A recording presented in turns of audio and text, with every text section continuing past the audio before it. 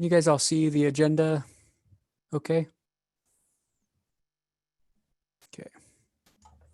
Yes. Yeah, I can Yes. see it. Thank you. Caleb, you still have a few minutes, but I wanted to let you know the meeting is now streaming on YouTube. Thank you.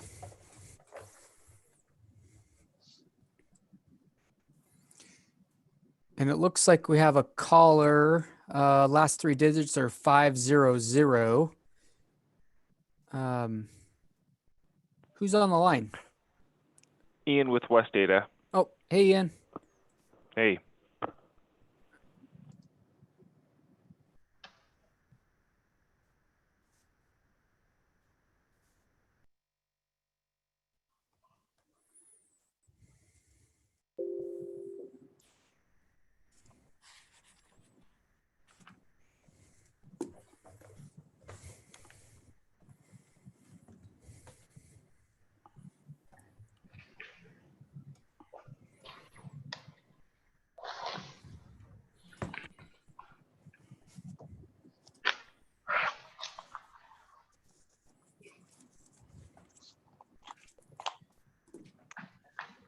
Here, we got a couple of minutes. Let's see. I got a few more people here.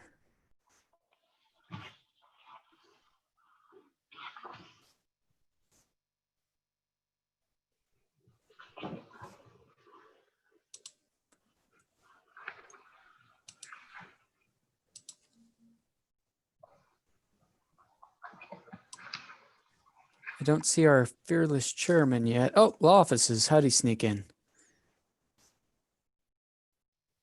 The lawyers are, aren't they? I guess.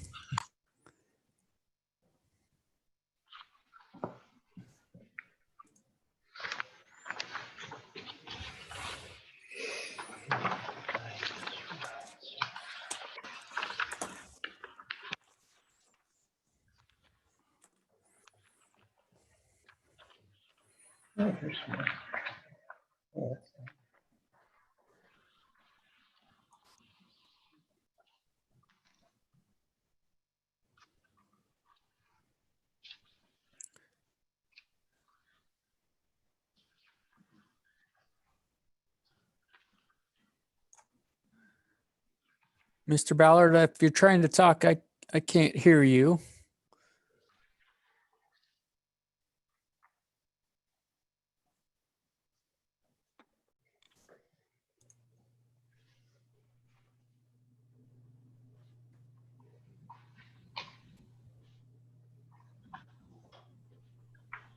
We can see you now. You can see the top half of the chairman's head.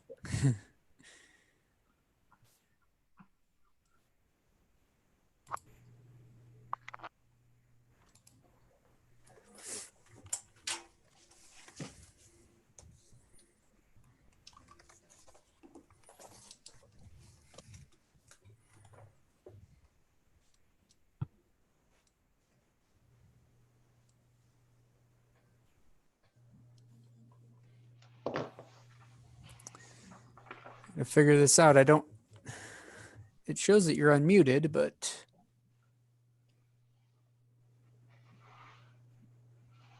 Oh, hey, there we go.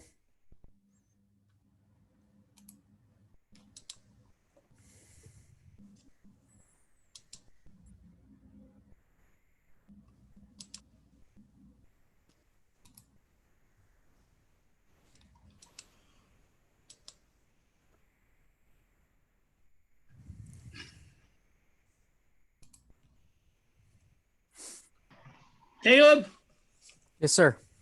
Okay, I was having a little audio problem, so I needed a sound check.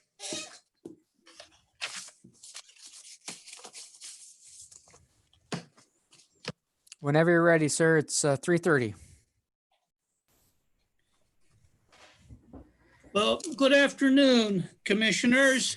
This is June 1st, believe it or not. Let's call it 3:30 when we got started. I'm David Ballard, Chairman of the Meridian Transportation Commission. Welcome. First item of business, let me call roll. Okay. David Ballard, David McKinney. Here. Hello, Mr. McKinney. Hello. Ryan Lancaster. Present. Okay. There you are. Thank you, sir. Vacant, Ryan Hall did not seek reappointment. There were 2 interviews last week. I'm waiting for the mayor's decision there. Tracy Hopkins. Tracy, you need to unmute. Here. Thank you. Stephen Lewis. Here.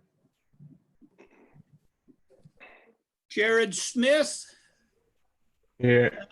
Okay, Mr. Smith, thank you. Tom LeClaire. Here. Okay, Tom. Joseph Leckie. Here. Okay. Joseph, are you going to be with us through the school year or are you done?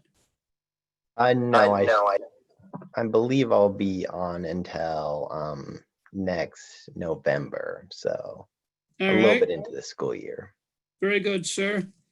Luke Kavanagh. Mr. Kavanagh, He was here just a minute ago. Oh, yeah, I well, see him. I see his picture, but okay, I've got a thumbs up. He's here. Mr. Martin, Sean Martin. Here. Yes, sir. I saw you. Tony Tisdale. Here. Hi, Tony. Ian Updike. Here. Thank you. Elisa Taysom. Here. Yes. Justin Price. Here. Okay. Caleb, I thought we had a no-show.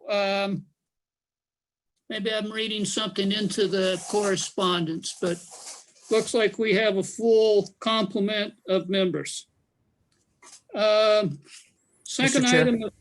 Yes, Oh, sorry. I was just going to let you know. I think maybe what you're referring to is item 5A. Sergeant Frazier is unable to join us today, so okay, he's not an official member, but he will not be here for that presentation today.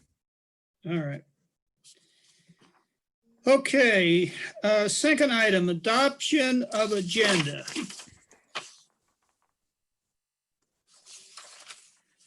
See any typos or anything to draw our attention to? Mr. Chairman, Yes, Mr. Lewis. I move that we adopt the agenda as presented. Do I hear a second? Second. Second. All in favor? Aye. Aye. All right. Approval of minutes from the May 4th meeting. I did not see any changes. Mr. Lewis, with your Hawkeyes, how are we doing there, buddy? I reviewed them also and found nothing to comment on. Mr. Chairman, Yes. it shows me as not being at that meeting, yet alone I had several motions during that meeting, so I was there. Okay, well, let's put an X in that then. Okay, we'll X you in, Mr. Hopkins. Sorry, Tracy.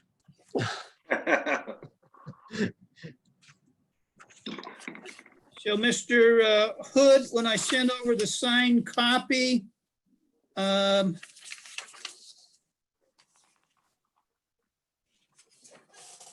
you want me to make a footnote or will you pick that up on my signature page that Mr. Hopkins was present? Yeah, either way, I can change that O to an X, or if you want to, as you send them over, however you'd like to work that, Mr. Chair. Okay. I'll include that with my, I'll just PDF or scan my signature and PDF both pages to you. Okay. Doesn't appear that we need to correct any typos or changes. Is there a motion to approve the minutes of the May 4th, 2020 minutes? So moved. Is there a second? Second. All in favor? Aye. Okay. Aye. Item 3 is closed. Old business transportation projects, Mr. Hood. Thank you, Mr. Chair, members of the commission, for this month's update. Well, let me start by saying, Mr. Chair, you said you had a couple of interviews for the vacant position and that Mr. Hall would no longer be joining us.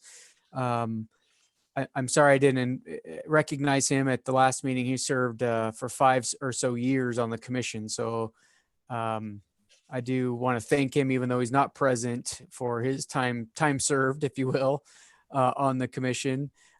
We do have a certificate that I will mail to him, but I also just wanted to let you know that Mr. Walter Steed has been nominated by the mayor, and his appointment is up tomorrow night before the city council. Mr. Steed is also listening this afternoon. So just so you know, he's already, I talked to him late last week, done some research on the commission, ready to hit the ground running. So in fact, his name may come up as we talk about the future role of the Transportation Commission. He's got a pretty good background in some of this stuff. So anyways, I just wanted to start with that. You will have a new commissioner, well, more than likely have a new commissioner pending council confirmation tomorrow evening for your July meeting. So with that being said, Could I follow up briefly Sure. with the comments? yeah, So Commissioners, Caleb and I spoke last week in approving the agenda. If we wanted to recognize Mr. Hall for his service, our conversation was not slighting him, could have invited him. We weren't sure at that time if this would be live or via Zoom. But do you, any of you have any feelings if we sign a letter of gratitude, or how is it that we might want to thank him for his 5 years of service? I think a letter of gratitude would be just fine. Mr. Hood, is that too much? If we can circulate a signature page, or Tracy, how might we circulate that and get signatures to it? I think just probably emailing it around and we can all sign it and scan it and send it back. I know Ryan personally, pretty close to him, so. Right. I'm in 2 other groups with him. so Caleb, Mr. Chair, this is what we have so far from the mayor's office. I can put a cover letter to this. There's also a City of Meridian pen. You can't see that very well, but I can put a customize a kind of a cover letter, if you will, to this certificate if you'd like, as we send that to him. I'm sure the mayor's office has some template or something I could work from, and then we could circulate a PDF or something if you guys like, but I just wanted to let you know. And then I also just printed it out, the resolution from his appointment. I was going to put that in there as well, just so it shows 2015 when he was appointed. I thought it was kind of cool. I don't know if he's going to make his refrigerator or not, but I thought I'd at least send it to him. So Well, I didn't want to add to your plate, but it occurred to me that I think it would be a nice gesture for all of us to pin it and get it back to you and ship it off to him and tell him thank you for his 5 years. I won't jinx the prospective nomination of Mr. Steed. I will say that we did interview last week, and assuming that he is approved, I think he will bring another perspective to the commissioner, so I look forward to welcoming him next month. Thank you for the digression, Mr. Hood. So we'll get back to 4A. thank you, Mr. Chair. So the memo actually starts on page 9 of 34 in your packet. As is typical, I'm not going to read all this to you. I have bolded new information within the memo, and we'll just highlight a few of them. It is, I think I mentioned this last month, construction season, so there are quite a few updates. So I just call your attention to what's going on with several of those ACHD projects. I'm going to skip right over on page 11 of 34. Fairview Locust Grove. We're going to talk about that here as a separate agenda item. So hopefully you've had a chance to look at a little bit of that under the new business item there. We'll spend a little bit of time with that later today. I did want to also provide a quick update. I just found out middle of the week, last week, if you look at page 12, so there's that Chinden West corridor. There's 3 different projects happening along US 2026 Chinden Boulevard. There's 2 separate STARS projects going on, and then the state has a project going on with ACHD from Locust Grove back to Eagle. The second one listed there, Meridian to Linder Road, there's actually 2 phases there. That first phase, which starts on the west side of Linder and goes to the east side of Meridian Road, has been delayed. So the developer of the Linder Village project, without getting into all the details, has delayed that, they think, for about a month. They're hopeful that it middle of July to get kicked back off, but I wanted to just provide that information to you. The other 2 projects on either side, so this is kind of right in the middle of that corridor. The other 2 projects are moving forward. Let's see, what else did I want to? Transit on page 13 or sub page 5. I don't know why there's 2 different page numbers. I apologize for that, but there is under staff communications, the transit update this month. Rather than trying to fit it within the staff communications, I put it under within this report, I put it under staff communications. So VRT did provide an update on transit. So see the staff communications portion of your agenda for more information on that. And I know Liz is on the line, so if you have any questions at the end, we can run through that as well. And then the last thing I just wanted to share with you is the very last item on this memo is there was a work session last week at ACHD for the adoption of the 21 to 25 integrated 5-year work plan, and that is scheduled to be adopted later this summer. So there were some questions about that at the work session, but not a whole lot of heady stuff. So they're still on their adoption schedule. So as is usual, Mr. Chair, if there's any questions on any of the projects listed or those maybe I didn't list, I try to make it pretty comprehensive. I think I've covered most projects in this memo, but if there's something you know about that isn't covered or you want to talk about any one of them, I would make myself available for those questions now. Comments, questions for Mr. Hood, commissioners?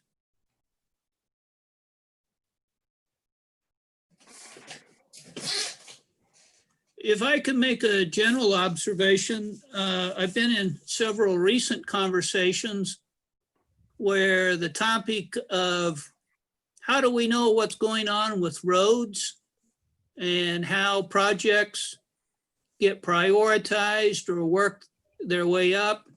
This isn't self-serving, but I'll say it to the rest of the commissioners. I've been very happy to announce that one of the jobs or tasks that we have had over the years are to review those projects and have done a little marketing in the sense that we do have a voice. We do get a review of the projects.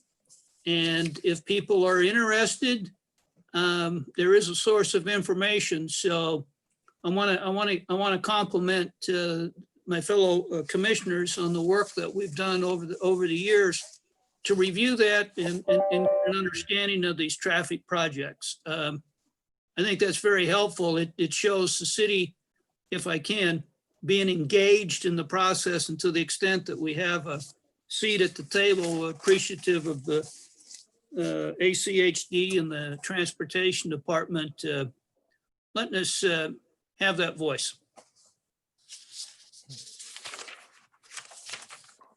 Any other items to direct to Mr. Hood on item 4A? Okay, hearing none, we'll close 4A for today's meeting. Okay, we've already discussed item 5A. No police report, Mr. Frazier's out. Let's go to item 5B, Communities in Moshe. Lisa Icona. Lisa, are you with us today? I am with you, Mr. Chair, members of the commission. Caleb pulled up the memo that's in your packet, and he will also share a presentation that I will go through. Sorry, Lisa, I thought I opened up the presentation, but I opened up the memo. Bear with me 1 second. Okay. So this will be about the update to the long-range transportation plan community motion, and I will briefly talk about where we are with it and how you can be involved.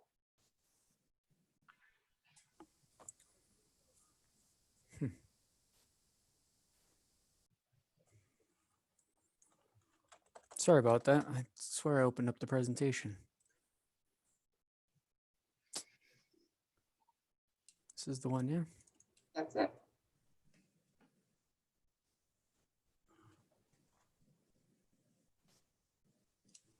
Okay. And Caleb will advance the slides for me, and he can speed me up if needed. So let's go to the next one. Well, not quite Sorry. that fast. Sorry. You're not a speed reader, okay. So like I said, I will very briefly review what Compass is, what it does, and then talk about the regional long-range transportation plan and how you could be involved. Next one. So as you know, Compass, or Community Planning Association of Southwest Idaho, is the regional forum for collaboration in Southwest Idaho to help maintain a healthy and economically vibrant region and offering people choices where and how they live, work, play, and travel. And the next one. So Compass also functions as the metropolitan planning organization for Ada and Canyon counties. And as such, we have these 4 roles. So we plan, and I'll talk more about that. And then we help implement those plans, mainly by securing funding for projects. We also provide technical expertise and really are the regional resource for demographic information, all kinds of travel-related data, modeling, mapping, and so on. And then we facilitate, not just by bringing stakeholders and member agencies together, but also providing public a forum for providing input and feedback throughout the planning process, and getting that input then to the Compass board of directors, which is really the guiding body for Compass. And you all are represented on the Compass board. It's made up of mainly elected officials throughout the 2 counties, member agencies that we have there. Let's go to the next one. So the current long-range transportation plan is Community Motion 2042.0, and this is a completely online document, so it's available on the Compass website with a lot of technical information and documents on the background. And this is the main planning product really for a metropolitan planning organization such as Compass and for the 2 counties. And so we are now in the process of updating this. Next one. So this is a plan that needs to look out at least 20 years into the future. So the current plan is, the horizon year there is 2040, and now we're updating that to look at another 10 years to 2050. So it's going to be almost a 30-year plan. And as one of the first things that we do in this is forecast, what is that growth going to look like? How many people will we have most likely by that horizon year? And we are now at 1,075,000 people by 2050. That's the forecasted number in the 2 counties. Lisa, can you give us that number again? That's not impressive, but it's huge. 1,075,000. Thank you. And then this is going to be a plan for the transportation system that we would need to accommodate that growth. That's really the whole purpose of this. And it will be a multimodal one that's going to look all the different modes And it also needs to be a fiscally constrained plan. So it cannot be just a wish list of things that we would like to have, but we can show as funding only those projects that we actually have identified funding for by that horizon year.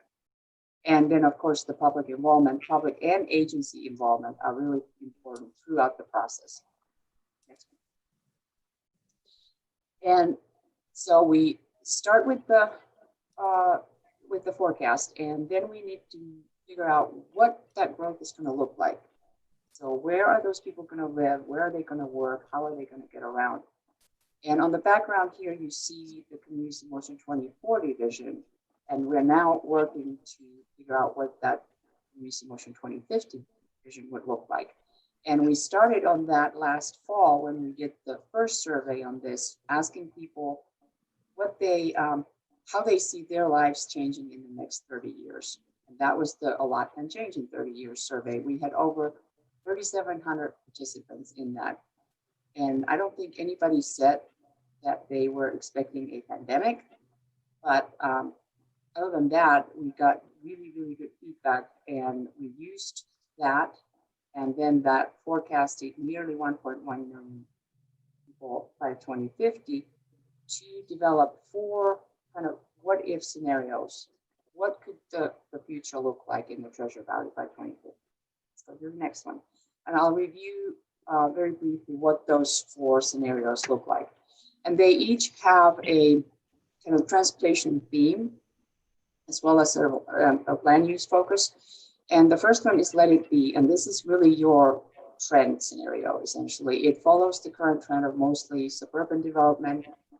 And transportation is focused on maintaining the existing system and then just widening some of the key corridors.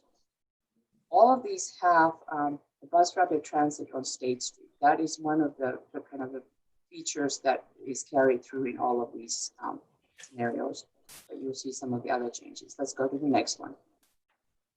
And that one is called Ticket to Ride. And the focus here is on rail. One of the things we heard in that first survey is that people, as much as they love their cars, they really liked rail also, and would like to see that as, so this one has as the key feature, some kind of passenger, high capacity rail type of thing from Caldwell to Boise. And then the land use side accommodates that. There's still some single family homes, but also apartments and new urban activity centers near that rail, which would then preserve farmland. Note also that we would need funding source to be able to pay for all of this. Next one. So the third one then is Penny Lane, and this is kind of the I don't want to call it cheap alternative, but the one that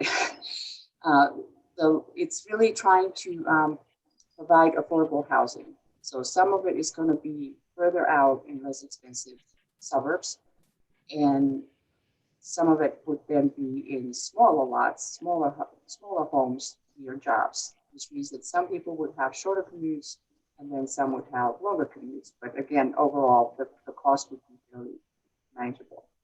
And the transportation improvements would really encourage walking and biking near those town centers, and with not a whole lot of other options there. And let's go to the last one, which is Come Together.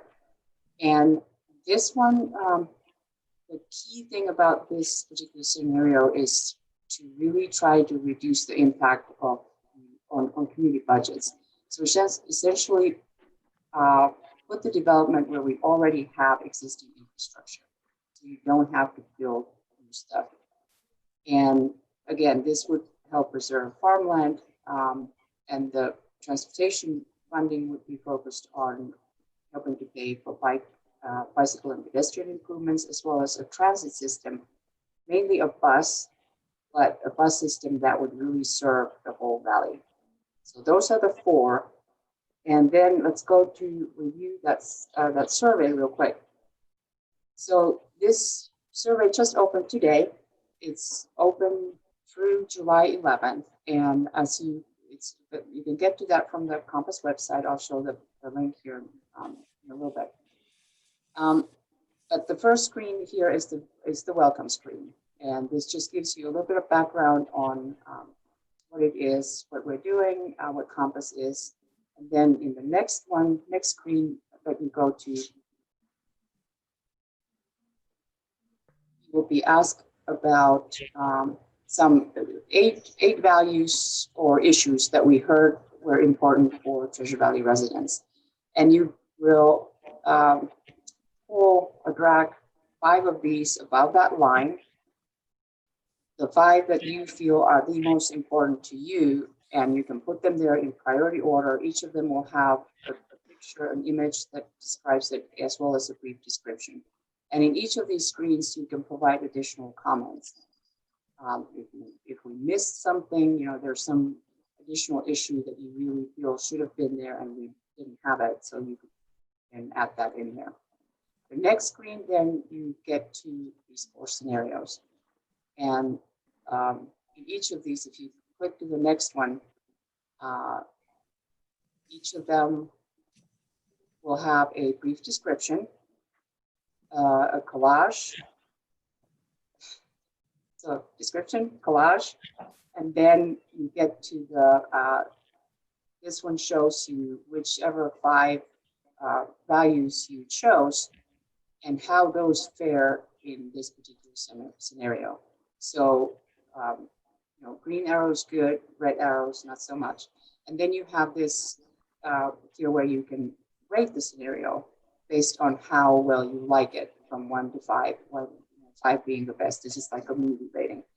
And again, provide additional comments. Maybe there's something about this that you really, really like, or something that you don't like. Otherwise, it would be great, but this one thing just doesn't work for you. So those are the kinds of things that we want to hear. And then you also can get more information about that particular scenario by clicking here. And there's a 2-pager on with a lot of additional information, pros and cons, more about the implementation, which is here. So none of these scenarios will just happen. There are certain things that we would need to do to achieve that vision and that scenario. And so this is then asking you about a set of different implementation strategies or policies for each of these.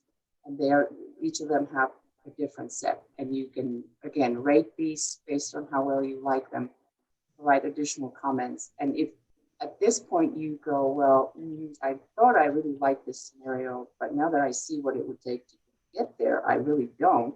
You can go back and change your rating in the previous screens. And then you have the wrap up. And like I said, yeah, keep going. So, like I said, this is open through July 11th. And at that point, we will then take all that information and use it to develop the plan goals and that Community Motion 25th Division for Growth and Transportation, as well as then be able to identify what those implementation strategies would be. And most likely, or really the way that this is going to work is if let's say that there's a scenario that kind of most people like, it doesn't mean that it wins, and that would be the one. But we will take all that feedback that we get, both numerical responses as well as all the comments, and this sort of preferred scenario will most likely be a combination of several things from any of these. That's my prediction.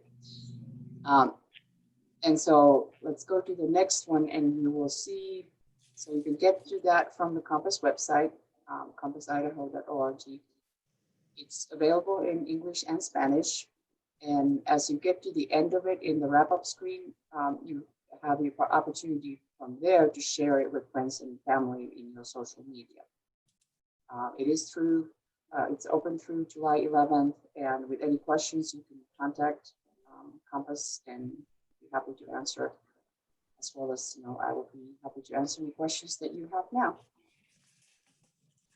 Well, very good, Lisa. Very robust. An exciting opportunity. Commissioners, questions, comments for Lisa? Mr. Chairman. Yes, Mr. Lecky. In the memo, it's talking about sharing the survey. So it's being posted on social media. It's trying to spread out. What is more formal? I'm sorry, could you repeat the question? I did not get that. Sorry. Joseph, a little tip, buddy, maybe sit as close as you can to the microphone. That may improve it. All right, is this better? Can you guys hear me? That's great. All right, sorry about that. So, well, in the memo, it was mentioning sharing survey out with family members. So, would this be something that post on social media spread it? You disappeared again. I'm sorry.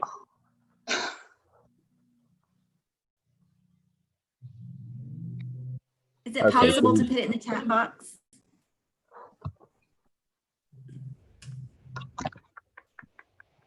Mr. Chair, is it possible for him to put his question in the chat box?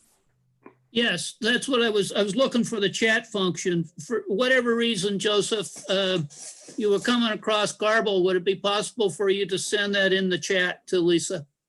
And Mr. Chair, this is Chris Johnson, the clerk's office. There's no chat box in Zoom. Yeah, I apologize. There's no way to do that in this system. Okay. How are we going to get that done then for you, Joseph? Mr. Chairman, Yes. perhaps Joseph could email it to Caleb and he could propose it. There's also an option for Joseph to call in and use the phone to be able to have his voice carry through. Yes, I was going to suggest he could give me a call and I'd relay it either way, but those are good suggestions, Mr. Kavanagh. How do you want to do it, Joseph? All right, here's a number for you. You want to call the city or call me? So, Mr. Chair, there is a Zoom. You can call in on Zoom as well, and it should be in the meeting invite. So if you do that, he can just join us by phone and still right. keep his video on as long as he mutes his microphone on his phone or PC or laptop or whatever he's using. Good. My technology stopped a little short, and I showed that very quickly.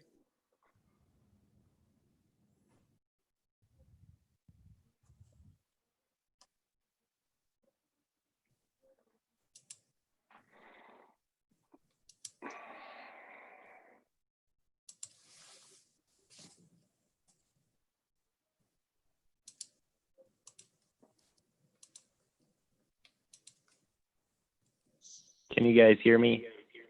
We can hear you now. If you mute yourself, we won't get the feedback, Joseph. Okay, how does that sound? Perfect. Okay, great. So my question was just, it mentioned like spreading out the survey to like friends and family members. So would this be a good thing to like post on social media or something? Yes, absolutely. That would be awesome if you could do that. And the other thing that so yes, please, Facebook, Twitter, Instagram, wherever you are, just spread it there. And also, if you have a Nextdoor account, please post it there. Compass cannot have a Nextdoor because we're considered a regional organization, so they won't let us in. So if you can share it through yours, that has been a very effective method for us, especially in that first survey. We saw a boost every time somebody had shared it there. So we really want, like I said, we had over 3,700 responses in the first one, and we really want to get at least that many more if we can.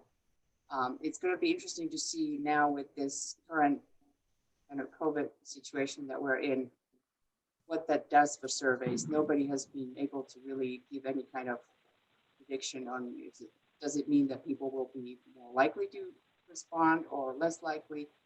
So we'll see. But if you can get the word out, that would be great. And especially Joseph, for you, if you can share with your friends, because we really need to hear from younger people. We tend to hear more from older people, but it's you guys that will inherit this plan. So we need to hear from you.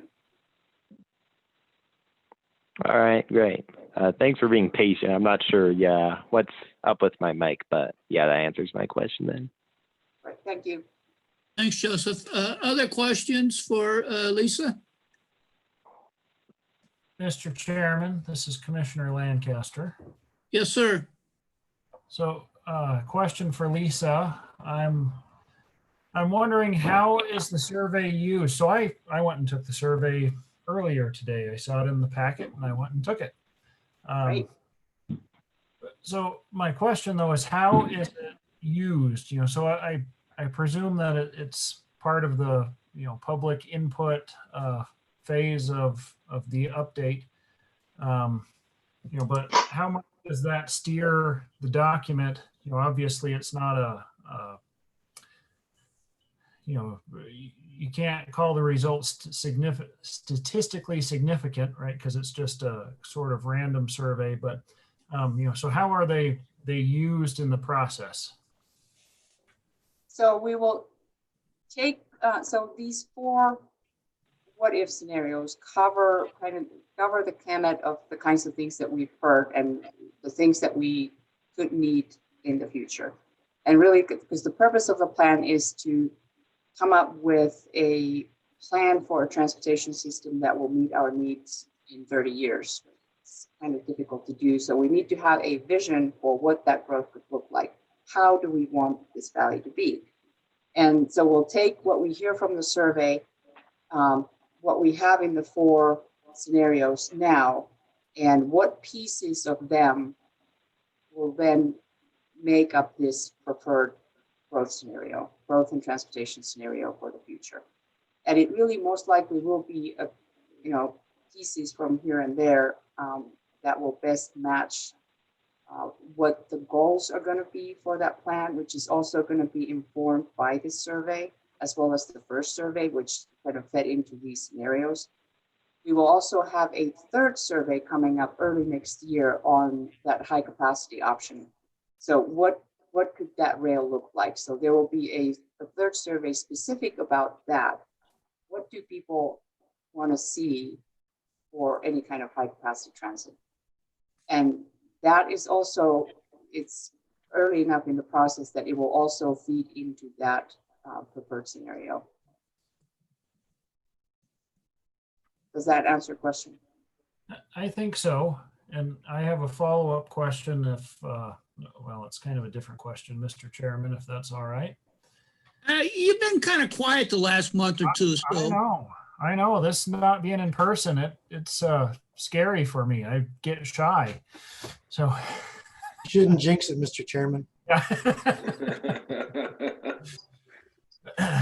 So my second question, Lisa, is about, well, again, it's about part of the survey in that some of the things that are asked in the survey are, you know, there's a note there that the law would need to be changed for some of the options that are presented.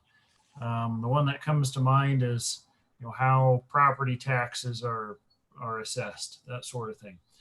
On those where, you know, that it would require a law change, you know, me not being a planner, how is that worked into the plan? Or, you know, do you create the plan and then,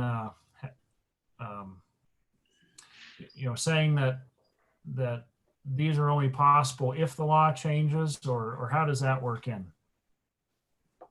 That's a good question. So the purpose of asking about policies that would require a, you know, essentially a law change is to just get a feel for, would people be even interested in pursuing something like that? And if they are, and if that particular kind of policy is something that would be needed to then implement that preferred scenario, that would be then something that we would put into the plan as a implementation strategy or policy requiring a law change. And then that would be most likely become one of the Compass legislative initiatives, that this is something we now will need to work to get through and make that kind of change. But again, this is really to get a feel for what do people want? Are they even willing to consider something, you know, certain kinds of policies relating to taxing or other kinds of things? Because if they're not, then, you know, let's not even go there. Okay, great. Thank you. Thank you. Mr. Lancaster, those were two short questions. I don't want you to feel cheated. I'm okay for now, Mr. Chairman. Thank you for checking. All right, all right. Any other comments, questions for Lisa? Mr. Chairman, Yes, Tom. Commissioner Leclerc. And so there's a few questions in there that specifically mention State Street transit development, and that's, I know, important. But it seems like you might be getting respondents who like the other concepts in that question, and so sound like they're supporting it, and maybe they're in West Ada or Canyon County, and they are then later quite surprised that what they voted for was State Street development and transit development. So are there concerns about the way these questions were structured, or is that just, it's the only thing on the plate, so that's why it's on there? But so I just had some questions about why the specificity about the State Street transit corridor. Again, really good question. State Street Transit Corridor has had a lot of work done on it, and it's been planned now for what, like 15 years. And it's got momentum, and part of the reason why it's included in all of them is to really think that in 30 years, it has happened. We've actually done it. And the other part about it, so yeah, I agree that it may seem like a very specific thing in there, but that's why you also have the opportunity to add some comments and say, you know, I really like this, except I don't think State Street should be there. So I really hope that you and anybody that will take the survey will provide us that kind of feedback. So if there are any specific things that you really like or you really don't like, add those in there. Give us that feedback. Okay, very good. Thank you. All I have. Very good, Mr. Leclerc. Anyone else? So Lisa, I'm not trying to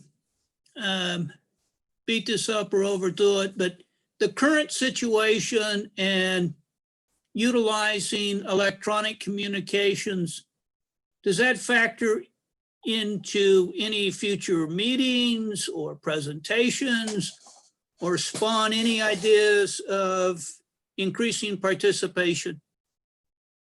Mr. Chair, I am so glad you asked that, because we will have virtual open house. We also have Facebook Live. We have a, what else do we have? So essentially, we already had planned on a lot of online and kind of remote engagement. And the survey tool itself was a very good choice that we made last year.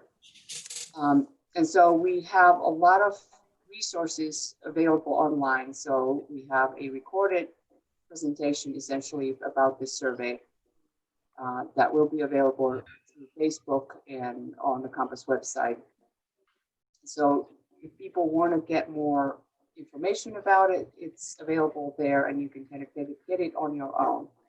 So we hope that, and we also, again, will be presenting to any group that wants us.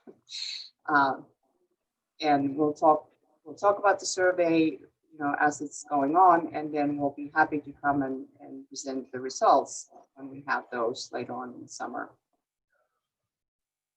Very good, because I see the ability, or at least the potential, to cut down traffic or the number of trips or using of the road. So I appreciate that. Anything else for Lisa? Well, Lisa, we always enjoy your presentations. And as always, you have an outstanding invitation to come back and visit us. And feel free to present information to us. Thank you. Very good. Item 5B. Item 5C, downtown alleys. Mr. Hood? Thank you, Mr. Chair, members of the commission. So on page 18 and 19, there's some information on a correspondence that we received. Actually, it was sent to our police department, and kudos to Lieutenant Coliani. He reached out to me and said, hey, is this something the Transportation Commission would like to be involved with? Because ACHD just sent it to police. And so Mr. Lancaster and everybody else, I think we're conditioning those folks to engage us in these types of questions. Be careful what you ask for. But so anyways, he said, hey, is this something that the Transportation Commission might be interested in addressing before we just respond? So police doesn't, you know, they're fine with removing of the one-way signs and alleys, maybe just a little bit of, I'm not going to read that to you. It's only 2 paragraphs, but essentially the question is, does the commission want to have a say in alleys downtown? It's kind of a mismatch of some have signs saying one way. There's a couple of do not enter signs on the opposite sides of blocks, but there really isn't any consistency. It's not addressed in city code. Just sort of historically, alleys downtown have been one-way westbound, but there's nothing in any codes or plans or ordinances that requires that. So is that something that we're interested in codifying that alleys and Meridian should be, you know, one way between these blocks and another different, maybe eastbound the next block over, or alternating, and the signage part of that. So it really is just a kind of gauging, is this a topic you all want to talk about? Before I open that up, I will just mention we've also engaged with a couple of other groups. So obviously the Downtown Business Association is going to be impacted by whatever happens here, good, bad, or indifferent. They need to be at the table with this. So they're here, they live it every day. So they're understanding if there's problems or what they'd prefer. Certainly they should have a voice and should be involved in this. They haven't had a chance yet at their board level to discuss this. So this is pretty fresh. So I just ask that whatever we do today, there's no decision that's made or a recommendation to city council being made if it's something you want to do, but we wait to hear back from both the Downtown Business Association, the Chamber of Commerce. I will mention their CEO, Sean Evans, is also on the line today. He was curious about this. I mentioned it to him last week. So the Chamber's represented on the phone.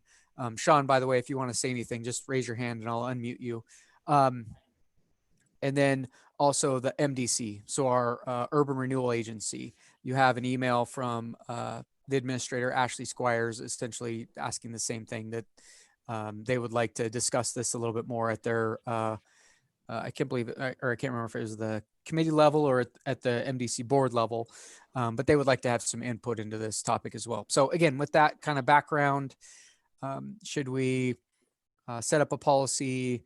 Is it sort of a, well, if there's an issue, put up a sign, or just be a free for all in alleys, as long as you don't park in them, all is good. So with that, Mr. Chair, I hope that's enough to kind of get the ball rolling on this conversation. Well, I want to ask a question that Mr. Lancaster will ask. And what data do we have? Are there, and I'm not trying to be a Weisenheimer, Ryan, but so are there choke points? Are there specific issues? Is there information for us to review as a reference point? So, Mr. Chair, I don't have any data. I did, again, I had a brief conversation with Lieutenant Coliani. My takeaway from that conversation is there's not a crash or incident issue here. That's why they're kind of like, whatever, just take the signs down, because it's not like we get a whole bunch of head-on accidents and alleys in downtown. I'm not saying there's never been a crash, but I don't think they're going to attribute it to any real factors here. So it doesn't seem like there's a whole bunch of conflict points that way. So it could be more about consistency. If you want, I can ask them to pull some data though. That way next month, if you want to have this conversation, I can see what kind of reports there are over the last 5 years or whatever to see if there's any property damage or crashes or anything like that that makes sense if you'd like. But again, to be fair, I haven't studied any data, but just from Lieutenant Colioni's response, didn't get that it's an issue. And I was just thinking historically, with a couple of the alleys that I'm familiar with, delivery trucks. One in particular, the trucks back into them so that they can pull out of them. And there's a couple of, issues like that, but that seems to be use oriented, and probably dependent upon the time of day. They may be the only vehicle going through that. I'm thinking of the utility trucks or the trash trucks, if there's a pattern. Mr. Lewis, is there any traffic engineering rules or guidelines that we look at for something like that? I'm not aware of any specific rules, Mr. Chairman. Just my first thoughts on this, but we're talking about very, very low volume roads here, and probably if they meet minimum criteria, like in the city code here, if they meet the 16-foot minimum width, then they probably don't need any signs or other types of regulation. I think if you have older ones maybe that are narrower than that you physically can't get two vehicles through, then perhaps you need to put up the one way or the do not enter. But I think in most cases you wouldn't need that. I do have a question. This is probably for Mr. Martin. Are alleyways under ACHA jurisdiction just like the standard streets are, or are they private property? I'm not aware of that. Most of the alleyways are public. The public, okay. I'm not sure if that answered your question, Mr. Chairman. Well, let's follow up with Mr. Martin on that. If they're lack of a better term, a public right-of-way, is there a maintenance responsibility that falls on anyone, or what? Is there any limitations there, Mr. Martin? Maintenance of the alleys is also, if it's a public right of way, then maintenance is on ACHD to do as well. So every so often you go in, excuse me. All right. So every so often you'd blade some of them are dirt. I'm assuming that you go in and blade them every once in a while. I'm thinking most of the alleys in Meridian are probably asphalt. Okay. All right. Caleb, is this a question for the alleys in the downtown? Because I'm thinking once you get out to 3rd Street, 5th Street, and there's alleys in the residential sections. Is there a focal point, whether it's downtown or in the residential section? So Mr. Chair, I guess that's a question back to this group. It could be something again in city code that we just say all alleys in Meridian are, east-west alleys are all westbound, or north-south alleys are all southbound, or whatever you want to do. The question really arose because, the greater downtown, if you will, so Fairview to Franklin and 3rd to 3rd, there aren't many alleys outside of that. So there are some other ones, but they're newer and they have the appropriate signage. So I would think that we're really kind of focusing on, again, do we want a policy and or code about alleys downtown? You could refine that and further define, if you want to say in the city core, say Pine to the railroad tracks or whatever, if you wanted to come up with policy, I guess again, it's up to you guys how much you want to get into this. I think ACHD's, somewhat willing. They haven't committed to putting up signs on both ends of all the alleys if that's what we end up wanting to do, but they're asking for our input, our preference in this matter. Okay. Mr. Lancaster, would we want to invite, so I noticed that Meridian Downtown Business Association might want to have a conversation with us. Sean with the Meridian Chamber is listening in today.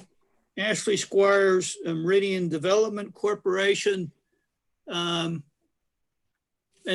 just not Mr. Lancaster, I should have said commissioners as a whole. Do we want to hold a conversation with these other groups, other agencies, other boards to hear their concerns for us to weigh in on a recommendation? Mr. Chairman, if I may. Yes, sir. You initially addressed me. I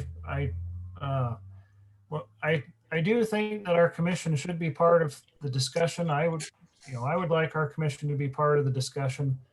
I certainly think it would be appropriate to have those conversations with the other groups, or at least hear the feedback from. It sounds like, perhaps that feedback from the various boards can be collected and brought to July meeting or whenever we bring this up again. But you might be interested in hearing, Caleb's reported the police perspective, to be able to ask Sergeant Frazier some questions, perhaps, when he's available. And, so yes, I'd like to be part of this. And I think we should, listen to what everyone else has to say. Like Caleb said, the downtown businesses are the ones that live with these streets, so to speak.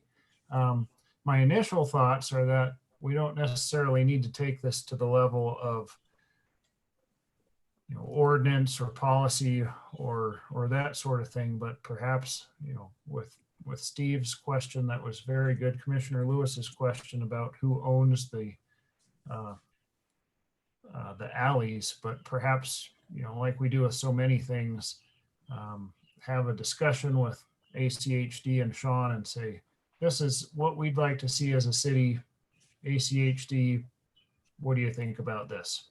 Yes, I think that that's appropriate. And Mr. Hood, maybe if we jumpstart this conversation, you had mentioned if Sean Evans raised his hand, he could be recognized. I'm just wondering if he has a focal point or a point that we need to think about or should think about, or if he wants to weigh in at all, or wait until we invite him to a July meeting.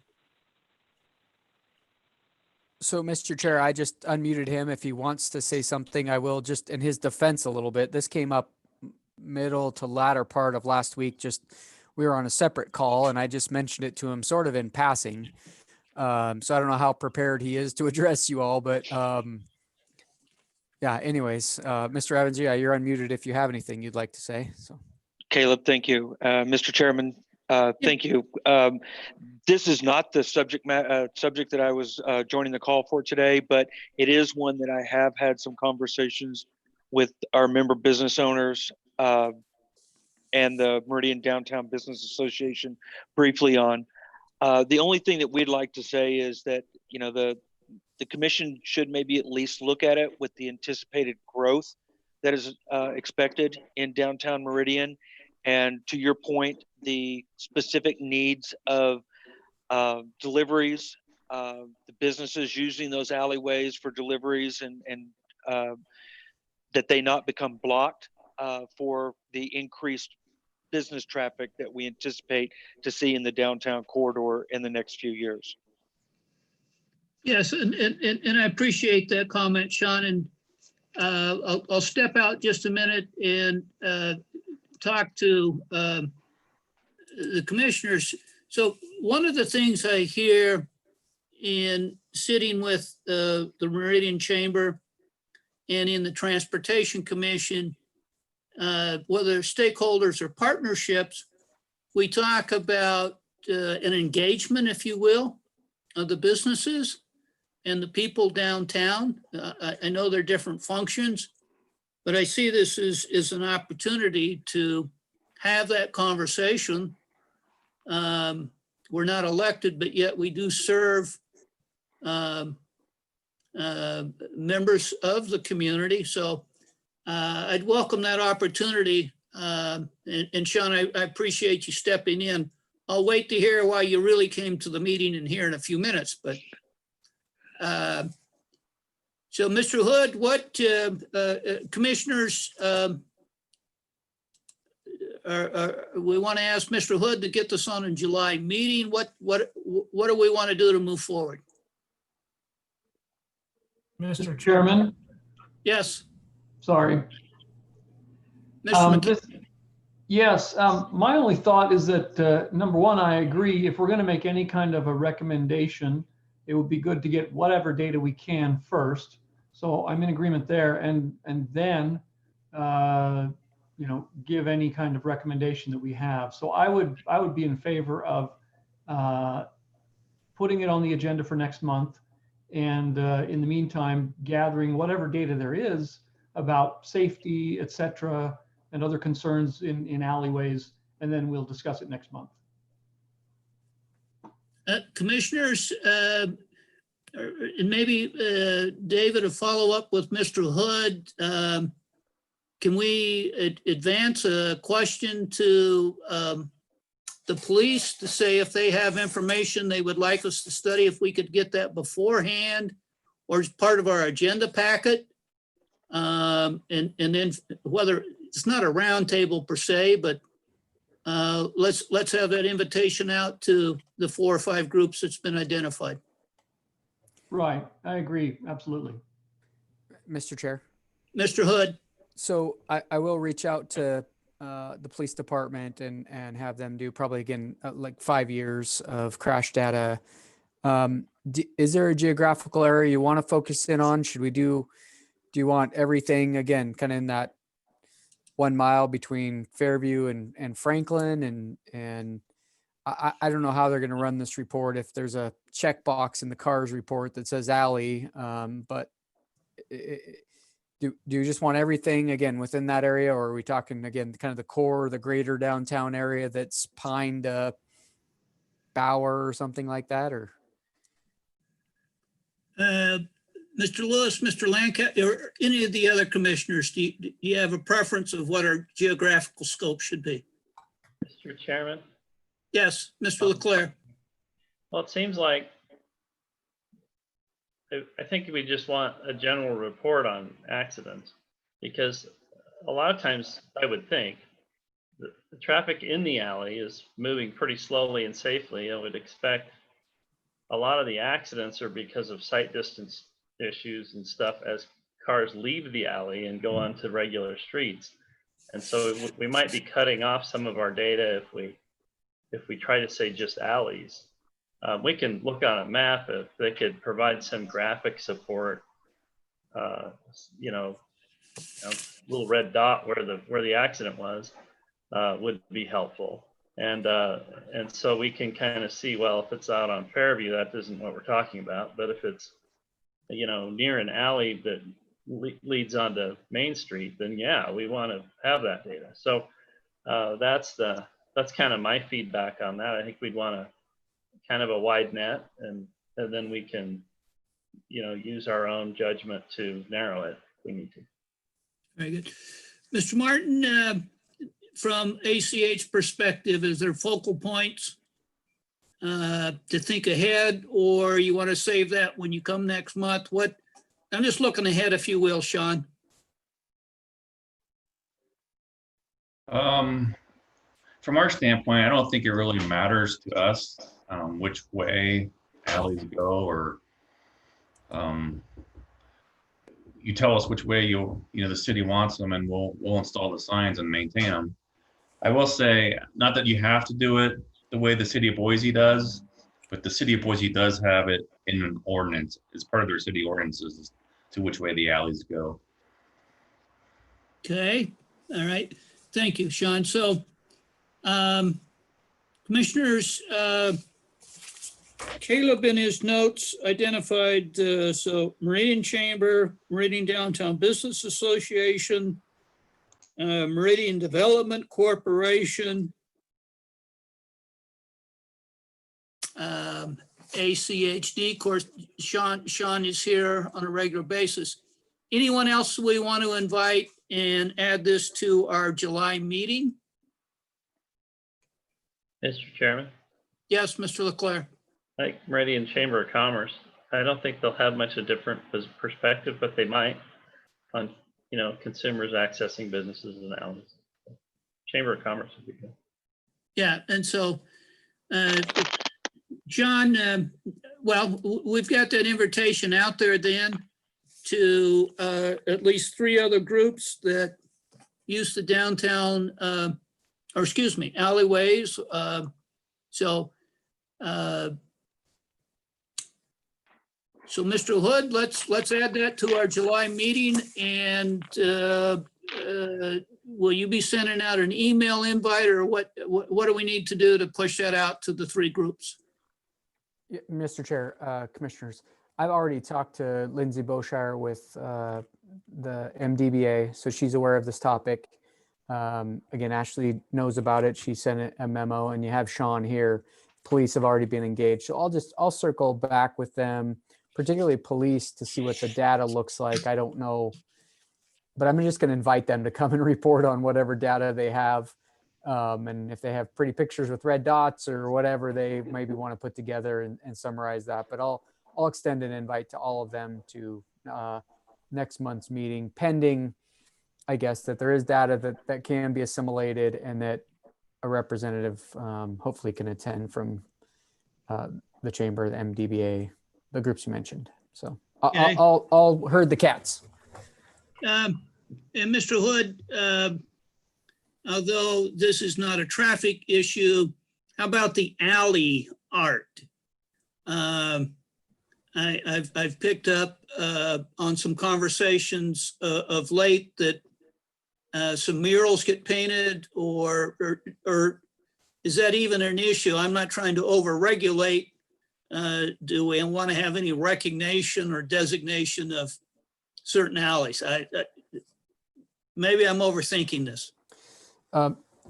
Mr. Chair, it maybe is getting off on a tangent a little bit there, but we could even invite or talk with the Arts Commission. I don't know if you have any recommendations or concerns, but to me, that kind of seems like could be an Arts Commission topic more than a Transportation Commission topic, unless you're concerned about them being a distraction or something like that to drivers. But that kind of seems like if we want to go to what Mr. Martin said and maybe put this in code, we could, here's the directions and here's the ones that it's okay to, I know it's not graffiti, but to make public art out on adjacent buildings or whatever. So Okay. you tell me, I'll follow your lead. We asked for the opportunity to give ourselves work, so. Yeah, yep. Okay. I think we've hit a very, so 5C, commissioners, unless there's something else, we'll close that and move to item 5D. 5D, Fairview Avenue, Eagle to Locust Grove. Caleb, you're up again. Thank you, Mr. Chair, members of the commission. So we've talked about this project. We I think last time mainly focused in on the potential pedestrian refuge areas at the intersection of Locust Grove and Fairview. And I think we talked cross section and some basic information. I wanted to circle back with you on a couple of things that have developed with this project, and then see if you have any recommendations you'd like me to carry forward as I talk to the city council next Tuesday, that's the 9th of June, about this project. So I want to update them. ACHD is already starting to reach out to property owners along the corridor. So again, we're generally talking between Locust Grove and Eagle. As you can see from the exhibit on my screen, it goes a little bit west of Locust Grove, but generally Locust Grove to Eagle. There's an online open house coming up. I believe it's the 11th of June. So coming up really quick next week. but I wanted to make you aware of kind of what's going on with access in particular. I think we've talked cross section before. Generally, Fairview is going to a 7-lane section. That center, what would be a center turn lane, is largely being used east of this intersection, east of Locust Grove intersection towards Eagle Road for 3/4 turn movement. So left in to a lot of the driveways, but no left outs. So it's not a continuous center median, but there are, and I can zoom in a little bit to show you this a little bit more. I think we're going to not spend so much time on the west side of the intersection. Some driveways do get restricted to right in, right out.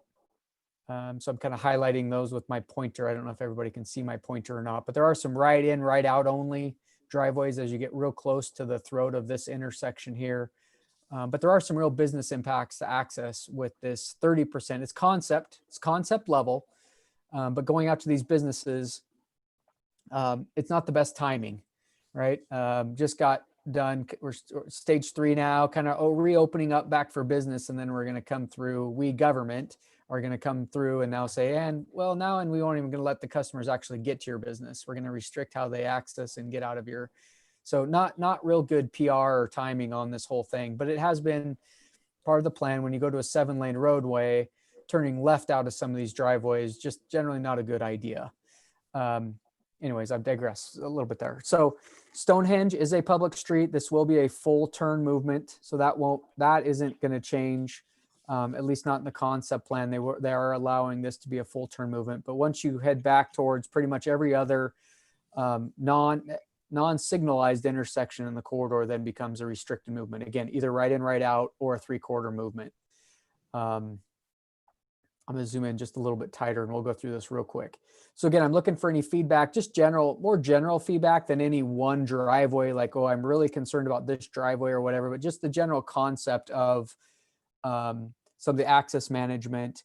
The other part I want you to think about is, again, you even had this question, I think it was you, Mr. Chair, for Compass.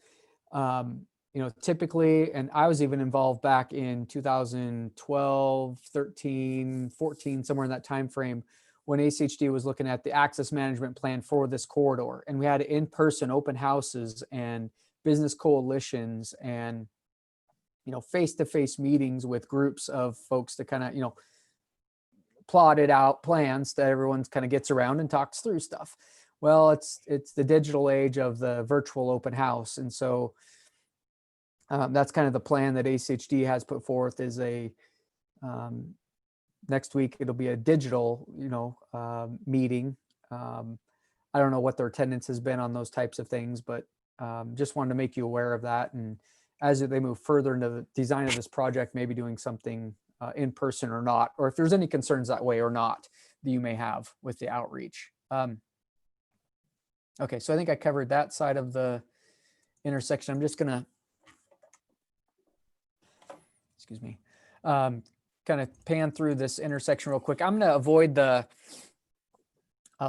is an impact here to this intersection, the first north intersection at Fred Meyer, and the access to Carroll Street, which is largely a residential subdivision. There is an office, I think, here, but mostly residential there.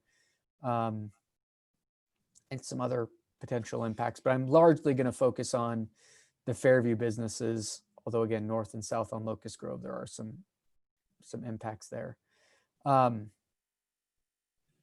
So already today, the first couple of driveways that go back to Fred Meyer, McDonald's, between McDonald's and Quebec, are already right in, right out only. So you can't turn left out of either of these driveways.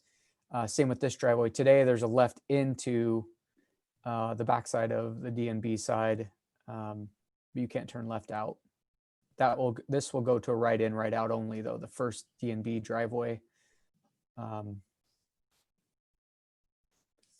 then again, now we start to get really into the 3/4 turn movement. So in talking with ACHD traffic, there is, I can't remember the numbers. I could probably find the email from Tim Kearns.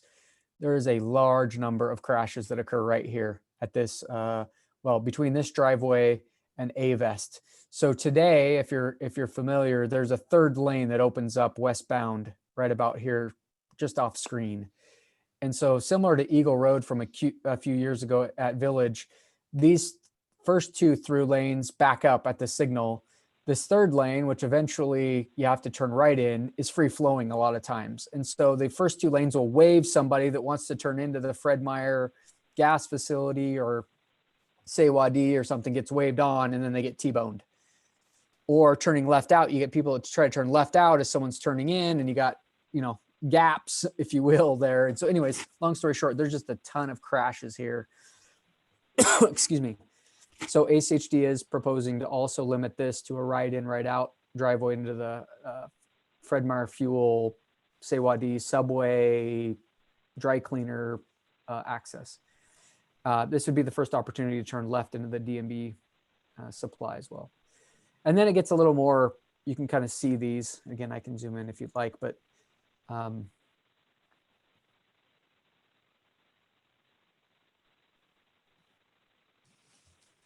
Caleb, can I ask a question? please.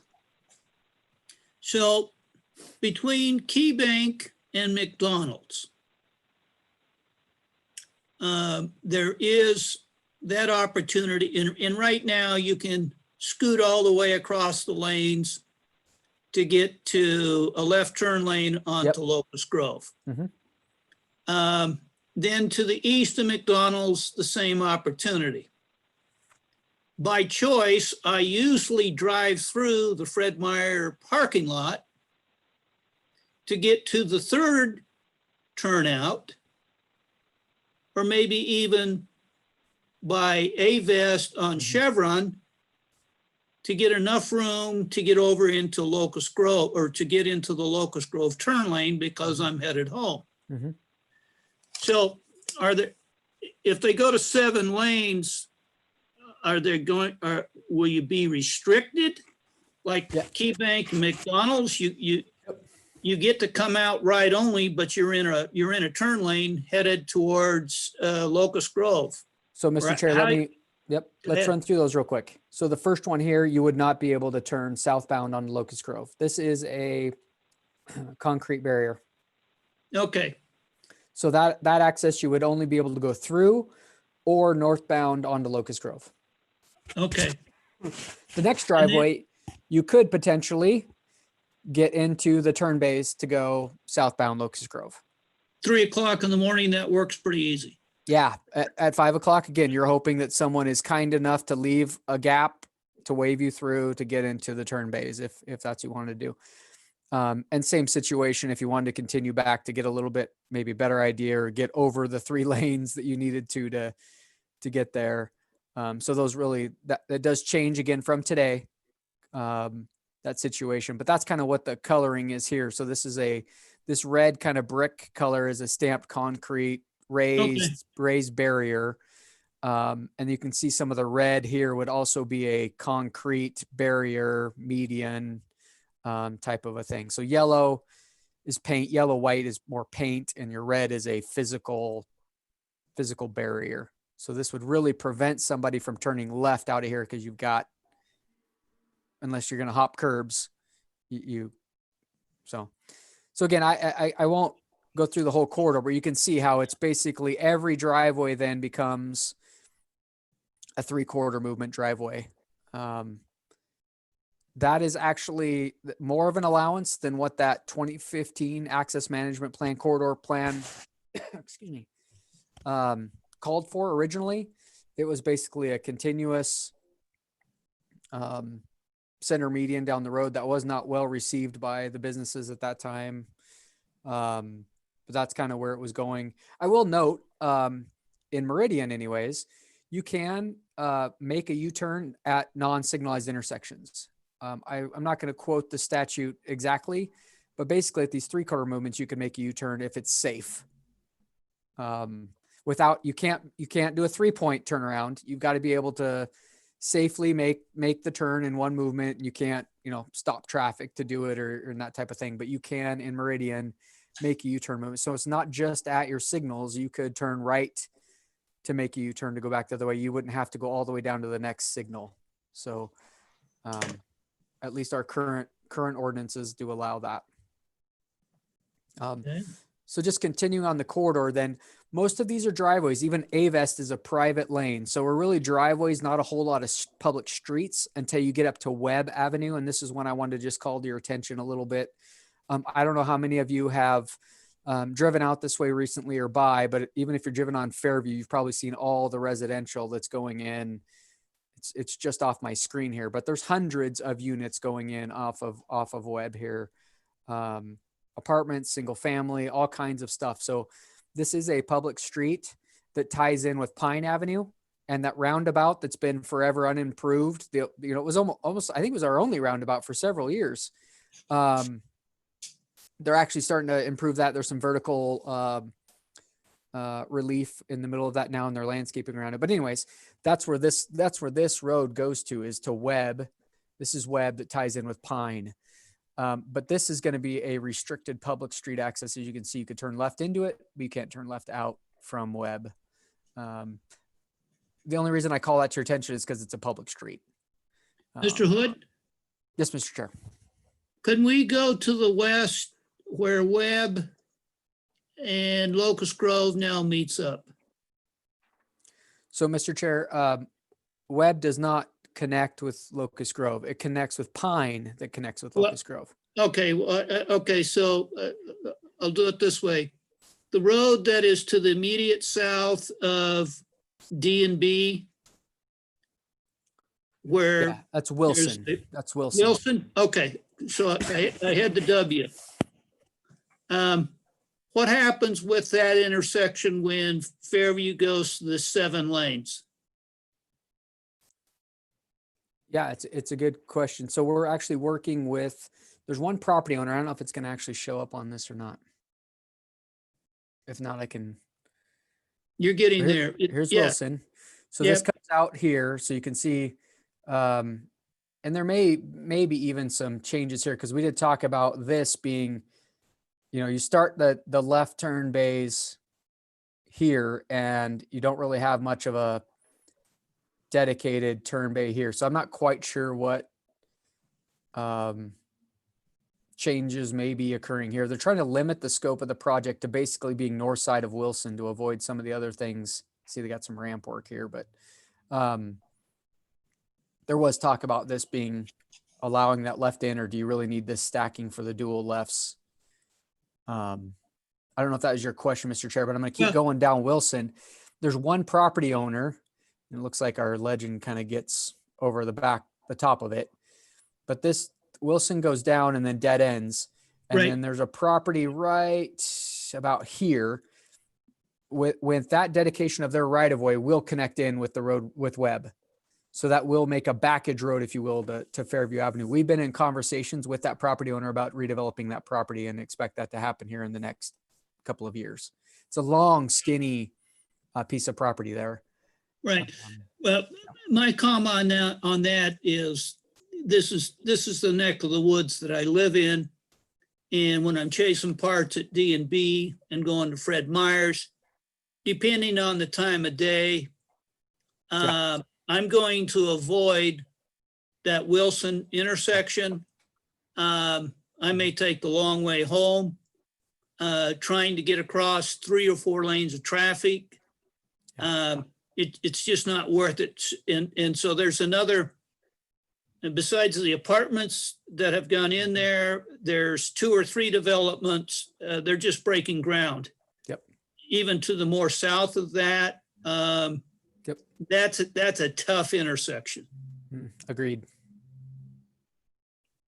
Yeah, not fun today to turn left. Even at 3 a.m., it's not a good to try to come out of here or even try to turn in here. But anyways, yeah. So hopefully that Wilson extended to Webb will help that, because then you could get on Webb and go down to Pine, and you aren't forced to make a left out. You can go south to make a right onto Pine.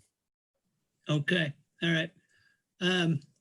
I know we're running behind a little bit, so I think I'll probably just, you get the idea. If you want me to zoom into any other parts of the corridor, I certainly can, but you can see the consistency then again with most of these driveways. They are going to be rebuilding the Hickory intersection as well. The one thing I would point out on this that doesn't show currently on this concept, but talking with ACHD traffic, they are going to at least start the discussion with the extension of this center median to restrict this driveway between Great Floors and Snake River Yamaha. Again, for similar reasons, proximity to this signal, and the left turning movements out as you're just starting, this. So the barrier that's out there today would be extended. At least that's where they're going to start the conversation with the business community and see how the conversations go. So, yeah, with that, Mr. Chair, I'm sorry for being so long-winded on that. And any thoughts or comments on the outreach plan, which I didn't really get into, but it's really online. And if you, not a whole lot of data here. There is data though. I'm privy to the data. I didn't bring a lot to that to you. Just, I'm going to ask you, I guess, a little bit to trust ACHD traffic in some of this. But if you have concerns or want to look at that, I can see what I can gather and share with you too, as far as crash history and those types of things. But with that, I will be quiet. Okay. Commissioners, other questions, comments for Mr. Hood? Mr. Chairman, can I ask a question? Mr. McKinney? Caleb, just curious, is there any indication or any motion of anything happening with respect to that property that is at the northwest corner of Fairview and Eagle Road? It's the property there in the upper right-hand corner of the page that we're looking at, that big field. Is anything happening there? As far as development is concerned? Right. I am not aware of anything, and I'm not saying that because I'm under some NDA or anything like that. I have not heard of any. I mean, there's always rumors, but I've not talked or no one's been into pre-app with us on a development project there. Okay. That's a good question, Mr. McKinney, because I was in a meeting a month ago where this person swore that there was a development going in there. And that puzzle has not been solved yet. And I'm not trying to put words in Mr. Hood's mouth. I think that that's a ways down the road, figuring out traffic for that. Mr. Chairman. Yes, Tracy. Mr. Hoffman. Caleb, was there a cash and carry looking at that property at one point in time? Or somewhere in that area? That not true? So, Mr. Chair, they opened up here last fall sometime on this corner right here. Oh, really? Not food services, food source. It's another grocery warehouse kind of deal, isn't it? Yeah, it's cash and carry, but they've changed their name to yeah. something Food Sources of America. Okay. or I just had heard that they were looking at that corner over there, so. Okay, all right. Other comments? Okay, Mr. Hood, does that conclude your 5D? Yeah, Mr. Chair, I guess just to confirm, if there's nothing you want me to, I'm giving you are kind of my guinea pigs, if you will. I've got to give a similar update to the mayor and council next Tuesday. So is there nothing you want me to carry forward as far as concerns or support? Or I'm not trying to put you on the spot, but I can just say I shared it with you and I didn't get any feedback, but I just wanted to, if there is anything you want me to share with the mayor and council, I would just ask you, tell me what that is now. This is a personal property question, but for those businesses affected by this construction in this new configuration, to the extent that there are cross-access easements that go across their parking lots and they become kind of a de facto frontage road. If you want to go from Great Floors down to Denny's and whatnot, on occasion I've driven across the parking lot. So I'm not saying that they need to open that up, but cross-access easements tend to answer some of those questions and create some traffic issues inside those parking lots. Yep. That is definitely something I envision hearing from these businesses. In fact, Snake River was very unhappy when, this was part of the Eagle Road project, but when the other couple of driveways, to their east got restricted right out, they were seeing a lot more traffic come through here to make the left out. Great Floors this is a little misleading. There's a fence and they store stuff back here. So there's really not a back edge road, but that there is a cross access and you can get, all the way from Krispy Kreme through here, but sometimes people speed through, and I envision hearing some similar concerns that way.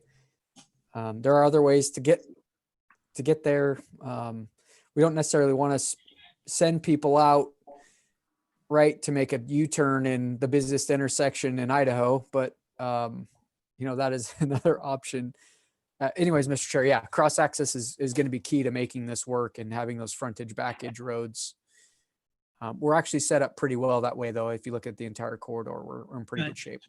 No, it causes a concern because about the time you use a cross-access easement and some toddler decides to walk across the parking lot because they're in a parking lot. Yep.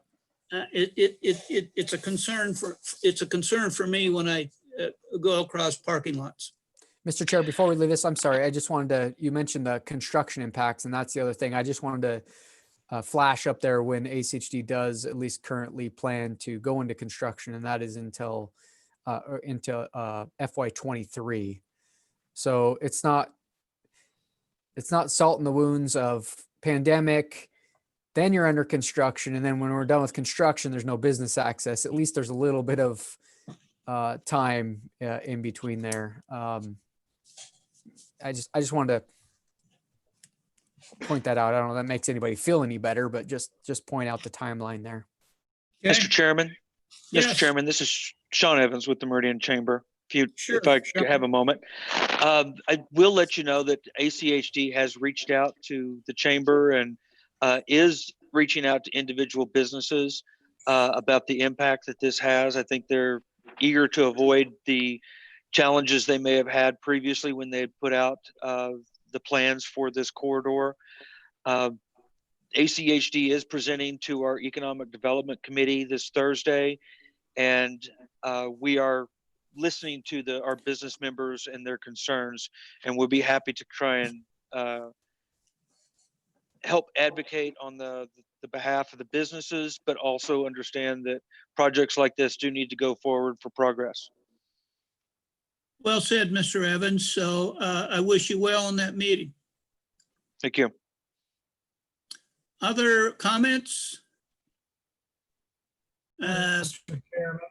Yes, Mr. Lancaster. So I remember talking about this project at some length in our March meeting. One of the advantages of sitting at my own computer is I can look back at the old meeting minutes. But so I really don't have anything else to comment here.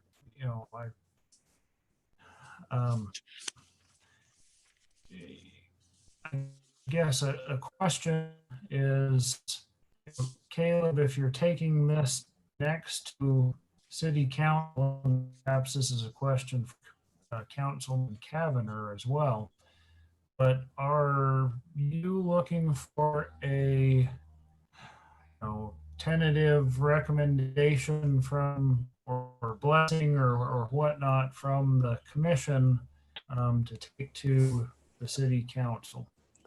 So I'll start with that. I know, yeah, Mr. Kavner's there. I will just let you know, as one of the project team members at ACHD, they had requested that I run this by you and the City Council, mainly as a heads up. So you or the council wasn't surprised by business owners contacting them and they go, what? I didn't know there was going to be access restrictions on Fairview Avenue. So it's more of an educational type of thing here. This is where we're starting from. This is what's going on. This is why, and to see if there's any concerns from council. ACHD just didn't want to die on that sword alone. If they got the businesses, they got to fight. And then you got City Hall that also isn't in favor. They wanted to be a little more proactive and say, hey, if this is a non-starter, let us know, just to kind of understand what they're up against. So I don't think they're not necessarily, we don't need a motion from council on Tuesday to say we support this, but certainly they want to hear if council says, boy, I've got some serious concerns here and I am not going to support this project and I'm going to help these businesses fight it or whatever. They kind of want to, again, just understand what the concerns might be as they move into the next phase of the project. Okay, that helps. Thank you. Commissioners, are there any burning questions or sore thumbs, for lack of a better term, that our eyes see for Mr. Hood to carry back to City Council when he makes his report?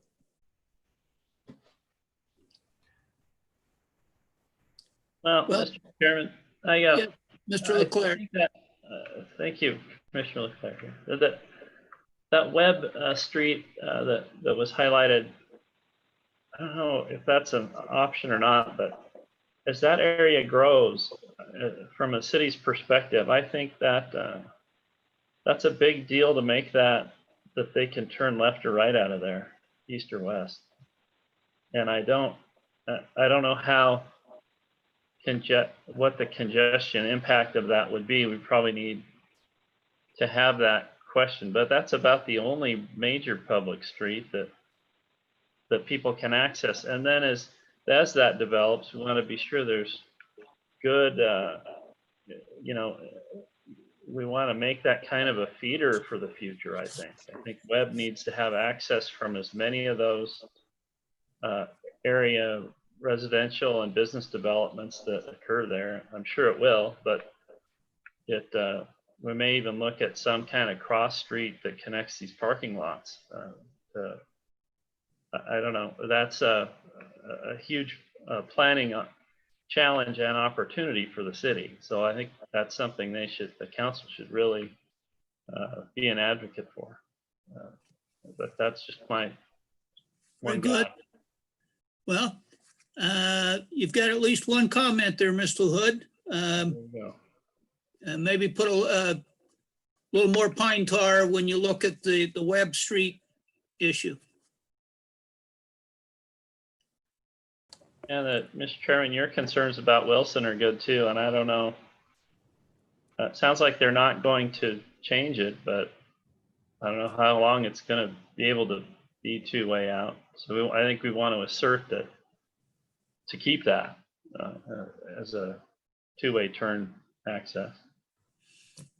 That Well, helps businesses too. At 5 o'clock, 4:30, 6 o'clock, the cars stacking up to make the left turn on the Fairview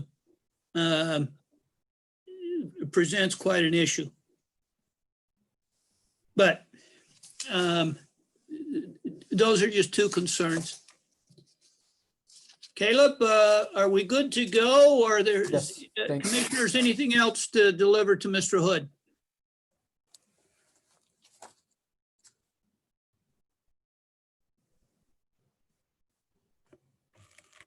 Okay, we good to close item 5D then?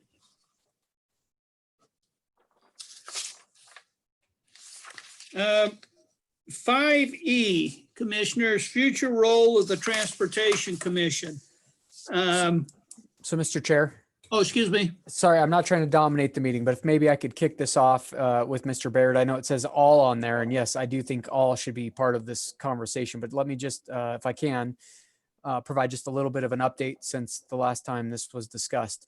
So I did meet with our legal staff a couple of weeks ago and talked about potential next steps. And at the end of the day, what we think is consistent with your bylaws and kind of at least the general direction we heard from I haven't heard anybody say they don't want to expand the role. I know there were some concerns about capacity and 2 meetings and can I still have a day job. I don't know that I can participate if we're going to get into development review, but I haven't heard anybody say, what we're doing now is enough or the right amount of work. But anyway, so we met and I guess to cut to what we would recommend is that a subcommittee be established of this commission to come up with those sideboards and rules and how you think this could work, should work, going forward. And then with the general idea that this commission then essentially they create themselves work to then be that committee that reviews development applications or whatever else this is that they want to do.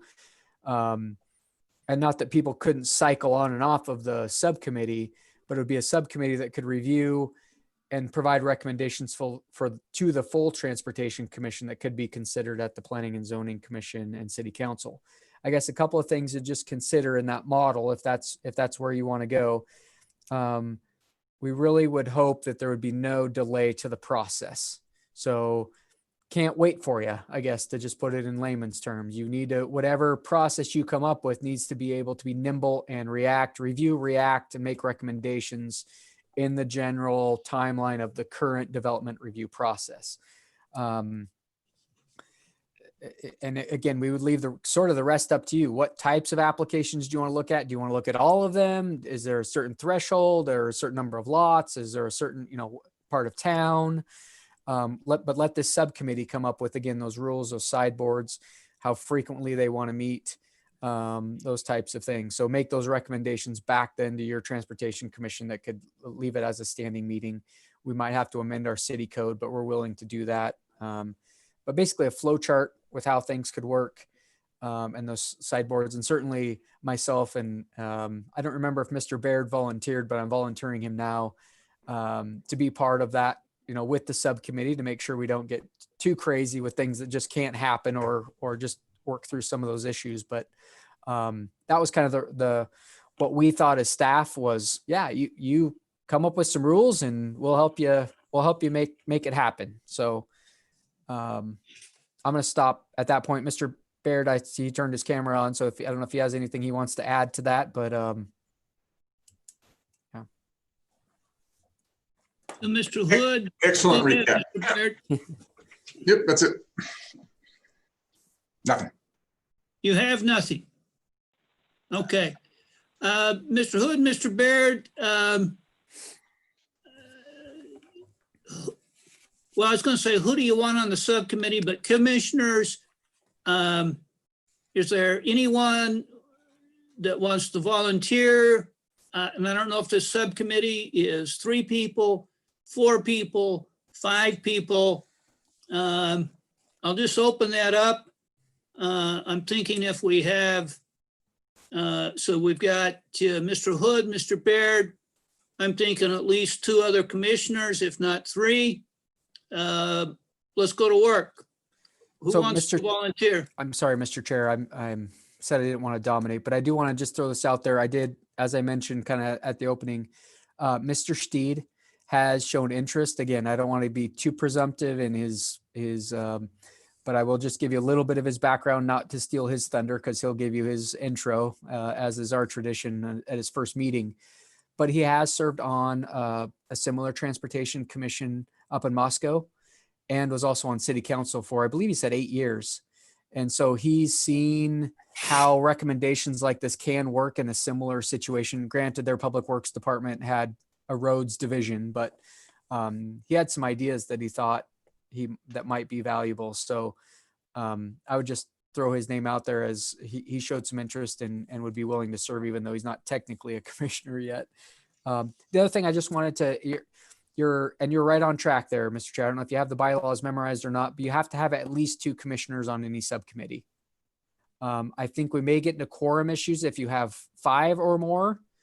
So I think between 2 and 4 is the right number. So with that, I will try to be quiet for a little longer. So Mr. Hood, Mr. Bear, you would be ex officio subcommittee, or so we're looking at 3 commissioners to form this subcommittee with you 2? Okay, I got a thumbs up on that. Excuse me? Just up to 4. Up to 4, all right. 2 to 4. All right, and commissioners, I was invited, or I have been invited to the interviews as prospective applicants to the commission over the last 2 years. And so I did participate in the interview of Mr. Steed. And I concur in Mr. Hood's general comments. None of us know him. I had the one opportunity, but I would concur in Mr. Hood's indication that he will bring some very good background and very good experience. But I don't want to take the stick out of anyone else's hand that sat on our commission the last 1, 3, 5.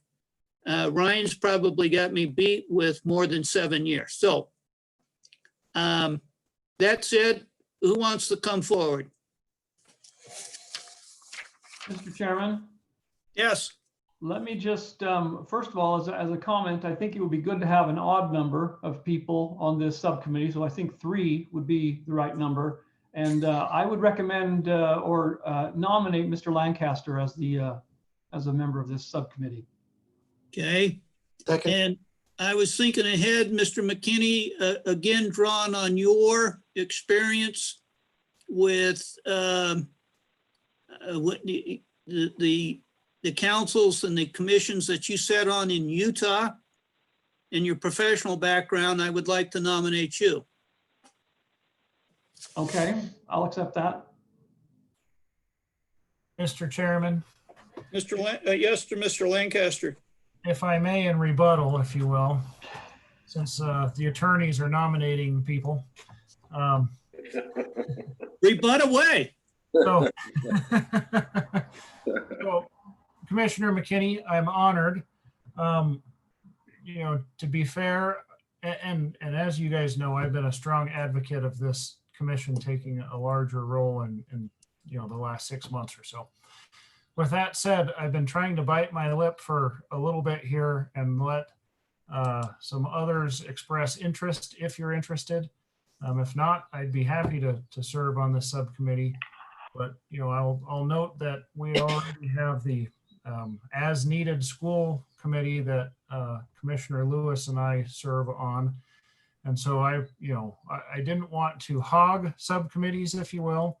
So, if there's no other volunteers, I'll be happy to, but I want all the other commissioners to have the opportunity to serve as well. Again, I don't want to hog subcommittees. So, thank you again. I'm honored, but please volunteer, commissioners. All right, so reviewing the bidding, if we count Mr. Steed as a candidate, so that would be 3 members. Let's not close the door. Anyone else wants to step forward? Mr. Chairman, I volunteer. Mr. Leclerc, very good. And Mr. Chairman, if Commissioner Leclerc wasn't going to volunteer, I was going to nominate him. So thank you. Okay. All right. All right. Well, I get it, Mr. McKinney, that you would like an odd number. Yeah, I'm in agreement with Mr. Lancaster. If we've got enough other interest, I don't have a specific burning desire necessarily to jump on this. It's something I'm willing to do if there's a need, but I'm not particularly drawn to it specifically. Okay. And I was just looking at diverse backgrounds, diverse professional backgrounds, experiences. Well, I've kind of beat this up. So we've got 4 names. Mr. Hood, how shall we pick 3 names out of the hat then? Or do we just say 4 are on? And commissioners, it's up to you. I'm happy to step back and let the other 3 do it. All right, Mr. Lancaster, you good with that? Like Commissioner McKinney, I'm the same way. I'd be happy to participate. Again, with the as needed school subcommittee, I don't want to take the opportunity of other commissioners, but I'd be happy to participate if that's the desire of the commission. And so I've done the speaking and I stayed quiet. I'm happy to serve on that subcommittee and maybe use a poor term, shoulder any load that's there. So I wasn't, in making those comments, I wasn't trying to push anyone out there in front. So I'm more than happy to be on that subcommittee if that is acceptable. You know, and Mr. Chairman, if I may, given that this subcommittee's work will primarily is primarily something that's going to take place in the immediate future, meaning it's a short-term thing to determine how we're going to go forward. As I consider my current circumstances and just other issues in my life, I think time-wise, I would rather not jump on this or add this additional thing at the moment. All right, so reviewing the bidding then, we've got Lancaster, Leclerc, Steed, and Ballard.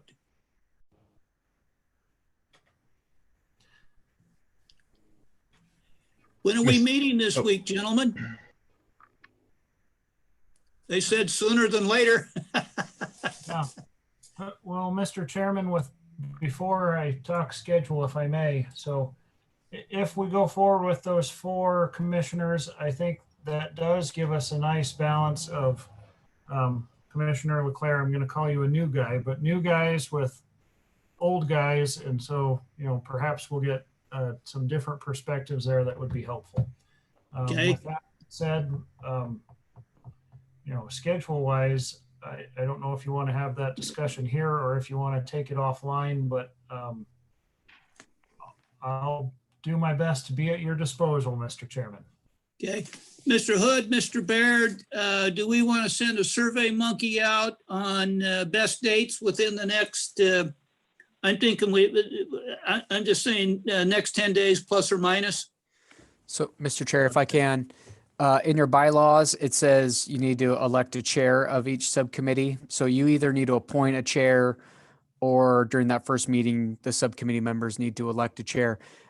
If you can just tell me who to coordinate with, I can work with them on some of those details about how to schedule the first meeting. So if you could just give me my main point of contact, if it's in fact going to be you 4, and just by the way, I would appreciate a motion and a vote on that if we're going to establish this chair, or this subcommittee. But if you could also include as part of that is who's going to, Commissioner Lancaster already mentioned it. He's our chairman on the school zone subcommittee. So I don't know if you want to draw those straws now or not. You have that discretion, Mr. Chair, to either appoint somebody or you could vote and. Well, I was going to ask Mr. Leclerc if he wanted to step to the forefront on that. That would be okay. All right, so Mr. Lewis, I'm going to ask you to put a motion together, if you will. One, appointing or recognizing a subcommittee to formalize expanding the role, the 4 members, and Mr. Leclerc as the chairman of the subcommittee. Along with some free upgrades. Mr. Chairman, I move that we establish a subcommittee to look into the future role of the Transportation Commission and establish some rules with Lancaster, Leclerc, Steed, and Ballard as members and Leclerc as chairman. I figured you were taking notes. That's why I asked you to do it, Steve. Do I have a second? I second it. Very good, Mr. Hopkins. All in favor? Aye. Aye. Any opposed? Okay, so Mr. Leclerc, if you will get with Mr. Hood then and coordinate, Survey Monkey, whatever, let's get a schedule up and running. I'll give you the reins and you take it from here, sir. All right. I can tell you that Thursdays are my best day, just as a pencil note. I can also say that when I was on the city council in Moscow, Walter was a consultant for the city. I think we're going to have a great working relationship with Walter Steed. Very good, very good. Mr. Hood, did I dot the i's, cross the t's? Okay. Very good. Looking forward to do that. So I'll look forward to the email or the Survey Monkey, however we do that, Mr. Leclerc, and we'll move forward. Right. 5E, Staff communications, gentlemen or ladies, no, excuse me. We do need, and voting commissioners, okay, we've had no female applicants. So anyway, commissioners, we're at the 5:26 mark. We have at least one more issue, staff communications. I look forward. I think that's something we want to take up. Is there a motion to give us another 10 minutes for this meeting? So moved. Okay, second? Second. All right, so 5:40, Mr. Hood, staff communications. There was the issue about deterioration of a neighborhood. I guess for lack, I could come up with a better term, and I don't mean that in any derogatory sense. Yeah, Mr. Chair, there is a correspondence that you have, the first one in staff communication. So that's on page 24 of your packet. I have since received a correspondence from Sergeant Frazier. So I guess my request would be to put a pin in this. And I anticipate him circling back with you on everything they've done out there and are continuing to do to try to limit the nuisance that this is. This is one that's a little weird. It's really, well, I know we're running long. More enforcement though than probably anything else, but even that is difficult. So if, but let's let him provide you an update next month and see where it goes from there if everyone's okay with that. Yeah. Unless there's something else you want me to pick up on or do something in the next month. But our police Okay, well- department is trying to address this. Okay. Well, let's pick that up for the July meeting then and address it. It sounds like an issue that we had asked, well, this sounds self-serving, but it's not. It's something I think the commission would want to take a look at and review. But if the police, given their priority, their marching orders, their mission statement, I'm not going to second guess how they want to approach it nor be involved in their conversations unless they invite us, if I can put it that way. Anything else, commissioners, to that memo, which is on page 24? I think it raises an issue that would merit our conversation and our perspectives. Mr. Chairman, I will concur that I'd like to hear, police efforts there. So when Sergeant Frazier can make the meeting and give a report, I think this is a topic that I'd be interested in hearing him speak about. Okay, so Mr. Hood, I guess we got at least 2 items for the July meeting. This being one of them. Yeah, and Mr. Chair, I again, right now, unless you're directing me otherwise, I just plan, Sergeant Frazier, I know has this to bring up with you just under his umbrella of monthly updates. But if you want me to make it a separate standalone agenda item, I can. Yeah, he was planning on addressing it and then had a conflict pop up. So, Okay. I guess Mr. Lancaster, depending on what Sergeant Frazier brings on his update, maybe it's just as well served that we expand the discussion with him to get our input. Sounds like he'll have the wagons led in whatever direction it's going to be headed. Yeah, and I think that sounds fine, Mr. Chairman. All right, all right. I got ahead of you, Mr. Hood. I apologize. oh, you're fine. Okay, so that would be 5F. We're down to future meeting topics. Default speed limit. Mr. Hood, we had waited to, Caleb and I had a conversation to Mr. Is it Spiewak or Spiewak? Spiewak? Executive decision. I thought that conversation is better held once we open back up to invite him back. But that we want to hear back on that. Harbor Transit Service, that's a fun topic. I have an interest in that. Signs and city ordinances, transportation components of the comprehensive plan, Main King Crosswalk, master mobility map, all good issues for us. Anything else to add to future meeting topics, commissioners?